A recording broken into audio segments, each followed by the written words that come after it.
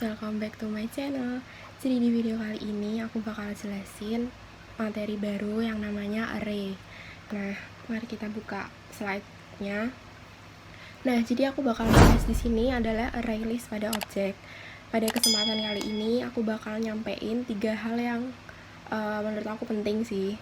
Nah, yang pertama itu adalah array. Jadi di dalam array itu nanti ada pengertian array, terus ada inisiasi array, itu apa aja sih cara membuat array-nya. Nah, terus kalau array of object itu kayak aku mau bikin array terus objeknya tuh banyak gitu, harus kan nggak mungkin dimasukin satu-satu, jadi harus pakai objek. Nah, terus ada array list tuh nanti juga ada metodenya kayak add, remove gitu. Nah, kita mulai aja langsung. Yang pertama adalah array. Array itu apa sih? Array itu objek yang menyimpan beberapa variabel dengan tipe data yang sama atau homogen.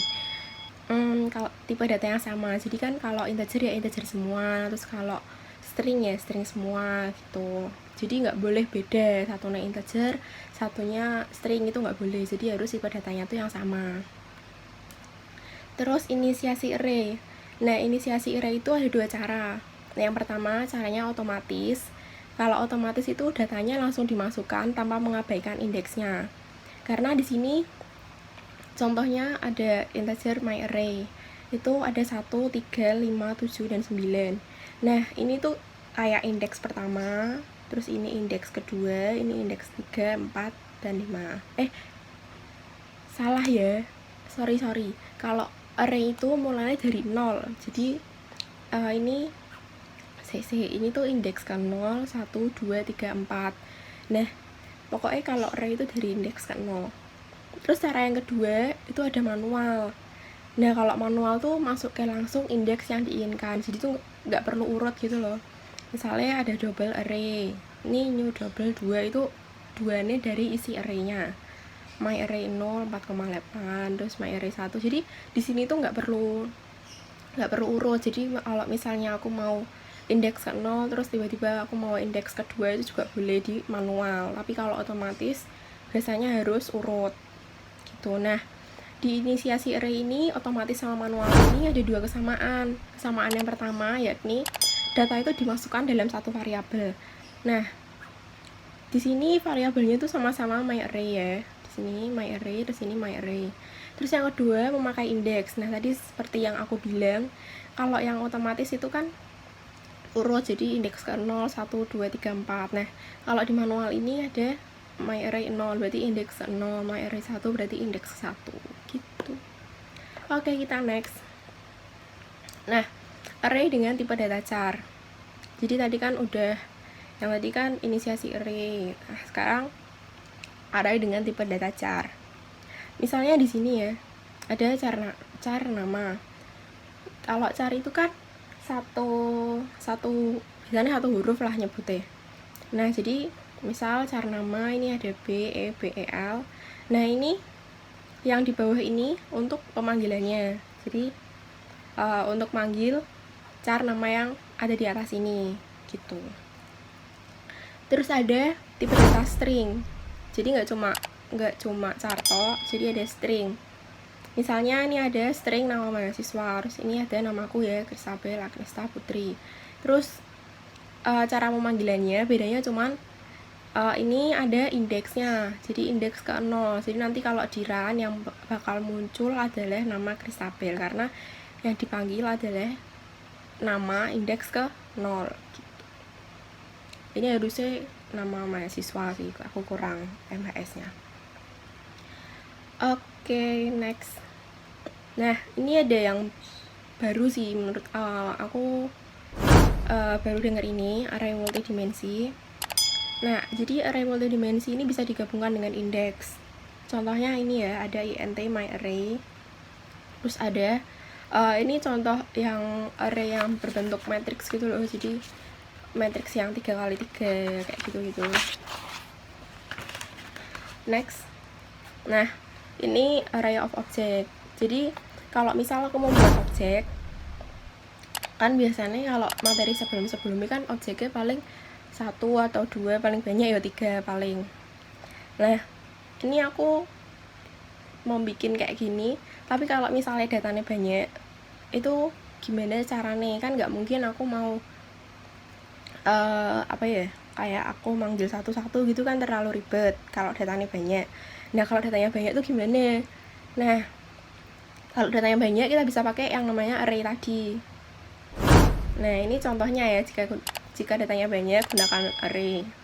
Contoh pemanggilannya gini. Ini aku udah nyantumin beberapa objeknya di sini. Dan ini aku bakal ngambil kayak tadi ya, ngambil string ini nama kedua, jadi nama indeks kedua, jadi kan namanya Susan. Nah ini habis tiran namanya Susan. Terus yang ini, nah kalau aku mau panggil semuanya gimana tapi nggak perlu satu-satu. Nah caranya itu pakai looping.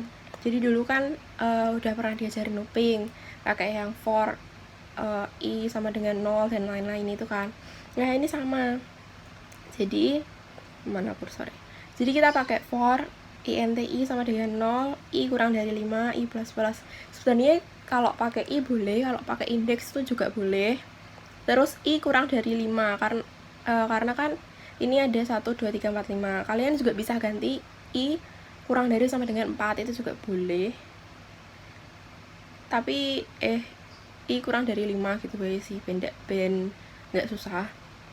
Nah terus sistem out println nama ke, nah ini nama ke indeksnya ke berapa, nama ke 0, nama ke 1, nama ke 2 gitu kan. Terus namanya siapa, terus nanti bakal muncul nama-namanya gitu. Oke, next. Nah kita masuk ke yang terakhir, yang namanya array list. Array list itu apa sih? Kelas turunan dari list yang memiliki ukuran list yang bisa bertambah atau dinamis. Array yang tidak menggunakan tipe data yang sama.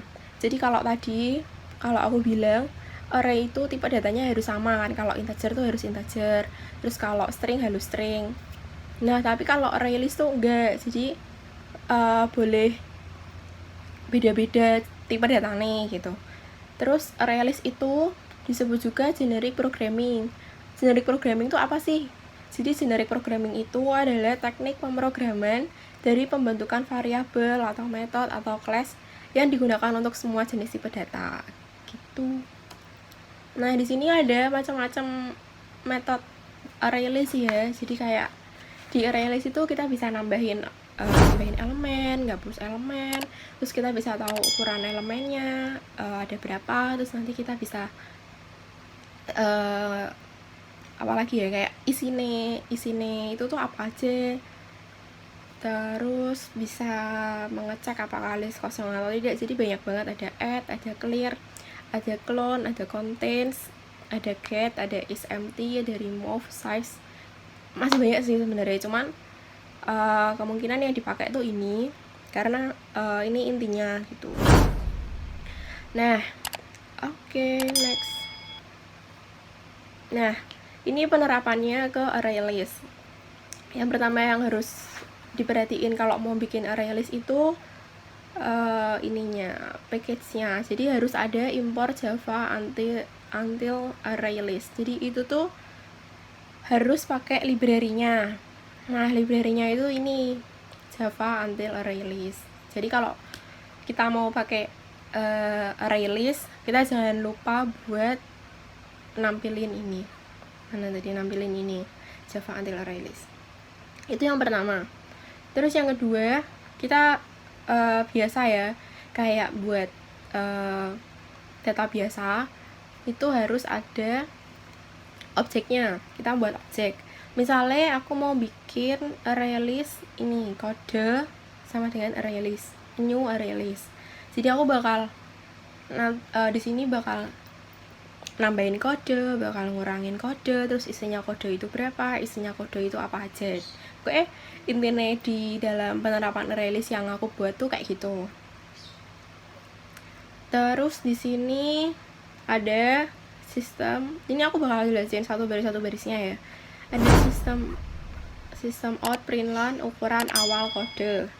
Nah di sini itu untuk ngecek apakah listnya kosong apa enggak, sama aja kayak gitu sih. Ini adalah ukuran awal. Jadi kan sebelumnya aku belum nambahin apa-apa. Jadi kayak ukuran awal kodeku tuh berapa sih gitu. Terus ini aku ada kode add 3,14, ada kode add D, kode add F. Jadi ini tuh untuk menambahkan elemen pada array list. Di sini aku masukin ada char, ada char, terus ada integer, ada double, macam-macam sih. Jadi bisa dimasukin di sini. Terus ada sistem out println, ini untuk pemanggilan ukuran kode setelah penambahan. Nah, ini yang ini itu untuk nampilin berapa kode yang udah aku buat. Di sini kan udah ada add. Nah, kalau udah ditambahin tuh jadinya berapa.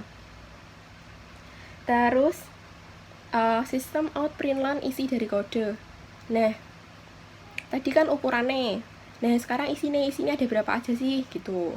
Terus yang kedua, yang ini kode remove.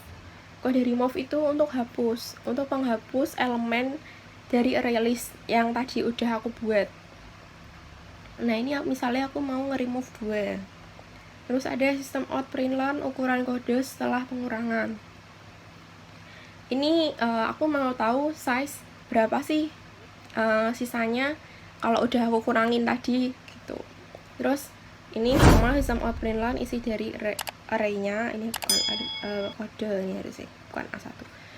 Isi dari kode yang tadi habis aku kurangin. Nah, kita buktikan dengan hasil run-nya ini ya.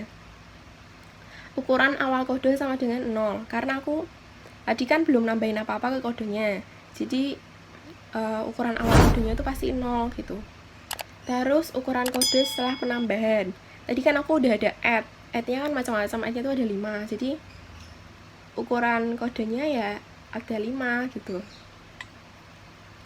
Terus ada isi dari kodenya itu berarti dari add. Dari add ini 3,14 D F4 sama yang di bawah ini ditampilkan di sini. Terus habis itu isi dari array setelah pengurangan ya. Setelah aku remove ini isinya apa aja gitu. Jadi di sini kita lebih simple sih, kayak bisa nambahin, bisa ngurang, terus bisa manggil juga. Pemanggilannya tuh ya simple gitu. Kalau kalian mau, misal ini aku mau ngambil semuanya yang ada di sini, kita bisa langsung aja pakai size gitu. Nah, udah. Jadi kayak gitu aja sih presentasi dari aku. Aku mohon maaf kalau misalnya ada kesalahan karena aku juga baru belajar di sini. Terus semoga materi ini bermanfaat dan see you on next video. Dadah.